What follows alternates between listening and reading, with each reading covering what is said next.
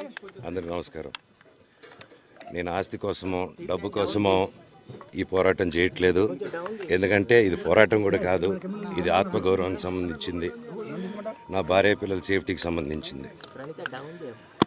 ఇది నాతో ఒక మగాడిగా నాతో డైరెక్ట్గా వచ్చి నాతో ఏం చేసినా పర్వాలేదు. నా భార్య పేరు ఇంక్లూడ్ చేయడం, నన్ను తొక్కేదానికి, నా 7 నెలల పాపని ఇంక్లూడ్ చేయడం, నా బిడ్డల ఇంట్లో ఉండగానే అలా బిహేవ్ చేయడం కరెక్ట్ కాదు. ఈరోజు పోలీస్ దగ్గరికి నేను వెళ్ళి ప్రొటెక్షన్ అడిగాను. నేను మొన్న వచ్చి అడిగినప్పుడు మీకు అన్ని ఎవిడెన్స్లు ఇస్తాను, ఎస్ఐ గారు ఇక్కడి నుంచి వచ్చి నేను ఇస్తాను సార్ ప్రొటెక్షన్ చూపించాను, బౌన్సర్లు అందరూ అక్కడికి కొండ దాక్కున్నారని చూపించాను. అది కొంచెం చూసి ఓకే సార్ మీరు ధైర్యంగా ఉండండి, మేము ఎక్కడికి వెళ్ళట్లేదని చెప్పి మాట్లాడి పారిపోయారు.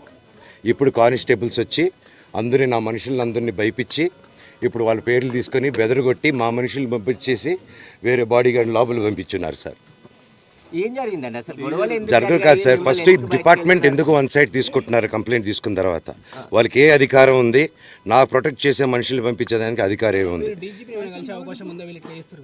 ప్రపంచంలో నా అందరినీ కలుస్తాను సార్, బయలుదేరుతాను.